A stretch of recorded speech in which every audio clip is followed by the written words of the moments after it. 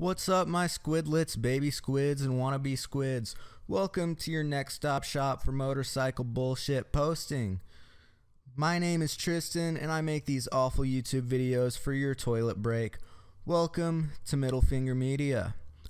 So today, I'm going to be giving you a heads up when looking to buy a Ninja 400, whether it's the headaches that are going to make you want to full send it into the ass end of a semi-truck, or the fun stuff that's going to make you want to full send it into anything other than a semi-truck. So sit back and enjoy another shit post. Number 1. The most important thing in my opinion when getting your first bike is pricing. Price of the bike, maintenance, gas, all the shit that makes you want to cry. Now the Ninja 400 is a pretty cheap bike, and if you're not dailying it, it will be very cheap to maintain. Now I put about 400 to 600 miles on mine every week. I know that's a lot, but I don't have a car, so deal with it. So it gets a little bit expensive with maintenance. I'm changing out the chain and sprockets this week, which is going to cost me about $300. An oil change, which is going to cost about $50, but all that makes up for itself when it comes to gas. Gas prices make me want to cry right now, but I put my first 800 miles on this thing and spent a total of probably $40 in gas. I usually get around 60 to 65 miles to the gallon, which makes up for the money I'm about to throw at the shop. Number 2. One of the complaints I do have about this bike, you are going to be beat around by the wind.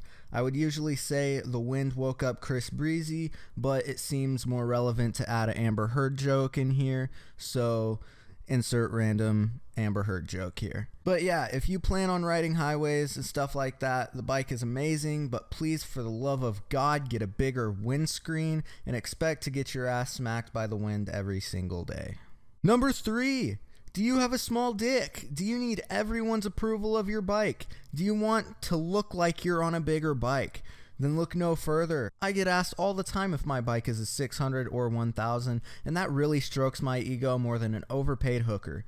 If you don't have that ugly 400 graphic printed on the side, then you're going to get mistaken for a bigger bike to the untrained ears. And when you tell people it's a 400 and see the disappointed expression on their stupid faces, there's no better feeling than knowing they think you're better than you really are. Number 4, the exhaust. If you're rocking the small boy little dick stock exhaust, get rid of it. I don't care how it sounds because you're not going to get a very unique or beautiful exhaust note out of this thing. But what you can do is get that thing out of your way. Kawasaki's team of kindergarten engineers thought it would be a great idea to put that exhaust pipe right below your foot peg, just so they can laugh at your shoes melting more and more every day. I've got the Two Brothers Black Series, and it sounds pretty good and doesn't melt my shoe as bad as a stock pipe. Plus, the stock exhaust is as ugly as your mom, so please, for everyone else's sake, switch to an aftermarket exhaust. Number 5, if you are one of our beautiful plus size riders, the Ninja 400 is going to be the best small displacement bike for you. The Ninja 400's ergos are extremely relaxed and you can almost sit straight up on this thing. If you want to tuck in, you can. It's not very easy or comfortable, but you can do it.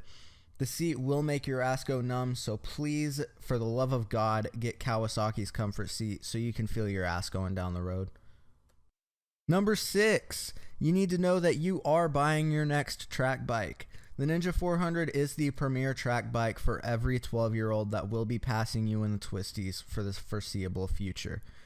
Every time you bring out your next bike, probably a 600 Super Sport, there will always be a 12-year-old on a Ninja 400 who will, without a doubt, make you cry. You can take this thing to the track bone stock and learn and have an amazing time, or with a few mods, you can turn it into a fully fledged track bike and start dragging me as soon as possible. Number 7, you are going to be fast. No, not the, oh shit, I'm about to loop this bike if I sneeze the wrong way, but you will be faster than pretty much any car around you. The bike will keep up with most modern bike sports cars and make some Scat Pack owners cry. You will be faster than the cruiser boys with their however many thousands of cc's, and you're going to do all of that while looking so much better. And those are the 7 things you need to know before buying a Ninja 400. Thank you all for watching another shit stain of a video. If you aren't yet, make sure to quit being a bitch and subscribe. If you want me to answer any of your dumbass questions, let me know and I'll leave a dumbass answer. Thanks for watching, guys. I'll see y'all later. Peace.